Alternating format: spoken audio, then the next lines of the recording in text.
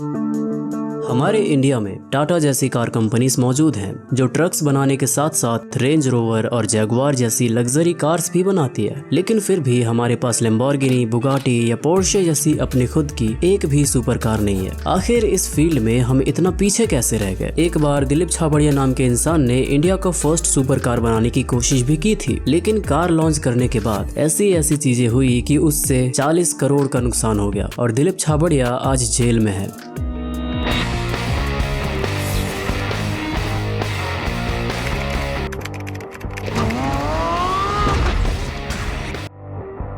ऐसा नहीं है कि किसी भी इंडियन कंपनी ने सुपर कार बनाने का ट्राई ही नहीं किया है। You remember that movie Tarzan the wonder car?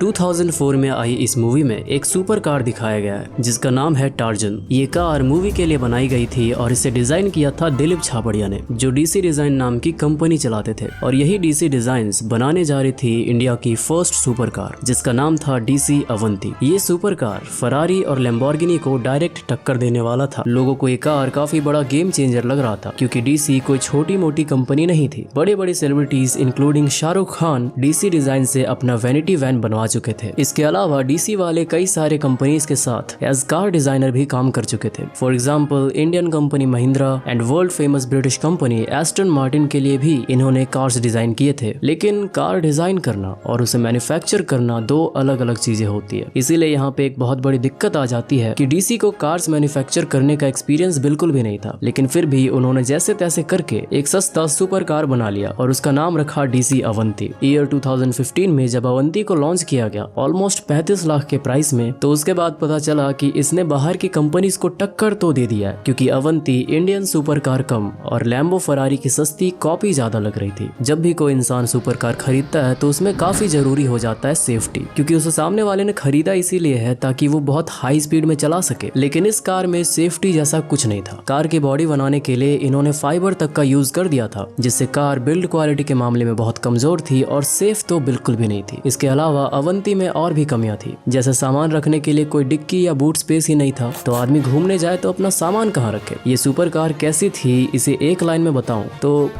It's the biggest piece of dog shit.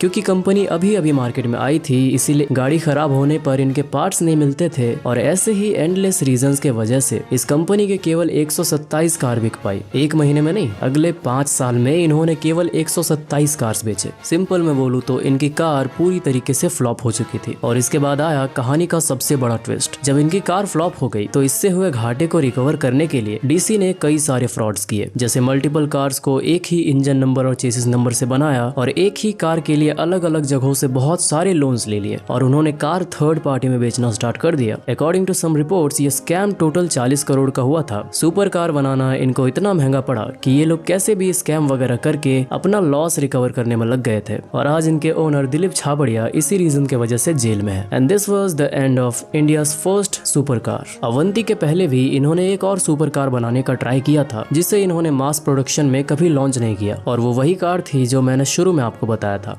Tarzan the wonder car. Tarzan movie के लिए जो कार इन्होंने बनाया वो इनका ओरिजिनल प्रोडक्ट बिल्कुल नहीं था। इन्होंने टोयोटा का कोई पुराना मॉडल लेकर उसे मॉडिफाई कर रखा था और उस पे कलर करके उसका नाम टार्ज़न रख दिया और ये इतने ओवर कॉन्फिडेंट हो गए कि टार्ज़न को ये लोग 2 करोड़ में बेचना चाह रहे थे, जो ऑब्वियसली किसी ने नहीं खरीदा। ना ही टार्ज़न फिल्म चली और ना ही ये कार बिकी। बाद में डिस्काउंट पे डीसी ने टार्ज़न को 2 करोड़ से सीधा 35 लाख में बिकने के लिए रख दिया, लेकिन फिर भी किसी ने नहीं खरीदा। और कुछ समय बाद जब टार्ज़न मूवी टीवी पर रिलीज हुई तो इस फिल्म को बच्चे देखने लगे and Indian movie super car Tarzan बच्चों का एक खिलौना जैसा बनकर रह गया। और ऐसे बनाए गए इनके दोनों सुपर कार्स, एक मूवी के लिए टार्ज़न और एक रियल लाइफ के लिए अवंती, बुरी तरीके से पिट गई और इंडिया का पहला सुपर कार बनाने का सपना ही रह गया। अब इनका तो समझ आता है कि डीसी मेनली एक डिजाइन कंपनी थी और इन्हें मैन्युफैक्चरिंग बिल्कुल नहीं आती थी, जिसकी वजह से इन्होंने इतने शिट कार बनाई कि उससे फ्लॉप होना ही था। लेकिन इंडिया में कई सारी ऐसी कंपनीज हैं जिनके पास बहुत पोटेंशियल है फरारी जैसी सुपर कार बनाने का, for example Tata and Mahindra. तो आखिर ये लोग आज तक एक भी सुपर कार क्यों नहीं बना पाए हैं?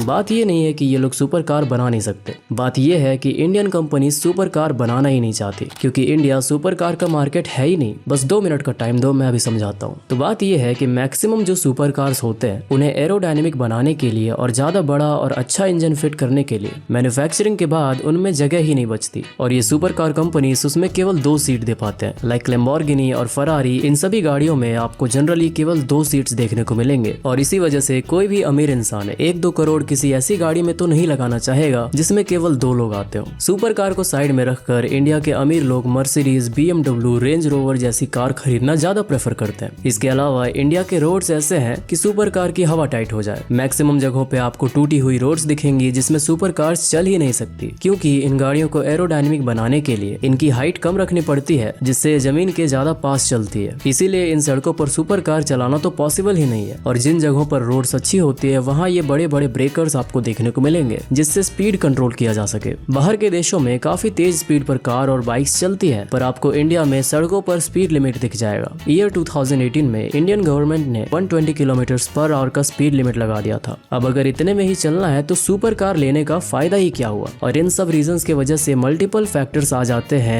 एक सुपर कार को इंडिया में बेचने के लिए, क्योंकि जिनके पास पैसा है वो भी नहीं खरीदना चाहेंगे thanks to our roads and the speed limit, जिसके वजह से Indian high class customers luxury की तरफ ज्यादा ध्यान देते हैं, ना कि स्पीड या performance. And that is why ये कंपनी सुपर कार के ऊपर अपना पैसा वेस्ट करना नहीं चाहती। एंड अगर किसी भी तरीके से कोई इंडियन कंपनी सुपर कार बनाना चाहे ये सोच के कि कोई तो होगा जो खरीदेगा, माना मार्केट बहुत छोटी है लेकिन फिर भी कुछ लोग हैं जो सुपर कार खरीदना चाहते हैं, ऐसा सोच के हमारे यहाँ कोई बढ़िया सुपर कार बन भी जाती है तो भी एक बड़ी दिक्कत है जिससे ये अपना कार बेच ही नहीं पाएंगे, और वो है लेगेसी क्रिएट करना। एक एग्जांपल के साथ समझते हैं। सोचो कि अगर इंडिया की एक मोबाइल कंपनी है लावा, जो कि 20,000 के अंदर काफी अच्छे मोबाइल्स बना रहे हैं। अगर वो कल को 1 लाख का फोन लॉन्च कर दें और आपके पास 1 लाख रुपए है मोबाइल खरीदने के लिए, तो आप कौन सी कंपनी का मोबाइल खरीदना चाहेंगे? एप्पल, सैमसंग या लावा? ऑफ कोर्स सैमसंग या एप्पल, क्योंकि इन्होंने खुद को एज प्रीमियम ब्रांड एस्टेब्लिश कर लिया है, जो कोई भी इंडियन मोबाइल कंपनी नहीं कर पाई है। ऐसे ही अगर टाटा कोई सुपर कार बनाता भी है तो भी लोग ज्यादा प्रेफरेंस लैम्बोर्गिनी, फरारी या पोर्शे को देंगे, क्योंकि इनकी brand value as a super car brand बन चुकी है, जो ब्रांड वैल्यू मार्केट में आई किसी भी कंपनी को बनाने में 15-20 साल तो जरूर लग जाएंगे। बात तो ये है कि इंडिया में सुपर कार ज्यादा लोग खरीदते नहीं, ऊपर से रिसर्च एंड डेवलपमेंट में करोड़ों उड़ाने के बाद भी अगर खुद का ब्रांड वैल्यू एस्टेब्लिश करने में कंपनी को 15-20 साल लगते हैं, तो कोई इंडियन कंपनी क्यों ही सुपर कार में अपना पैसा वेस्ट करना चाहेगी। एंड हम लोग अभी 700 सब्सक्राइबर्स पर आ चुके हैं, तो जल्दी से हेल्प करो हमें 1000 पहुंचने के लिए। सब्सक्राइब करो यार।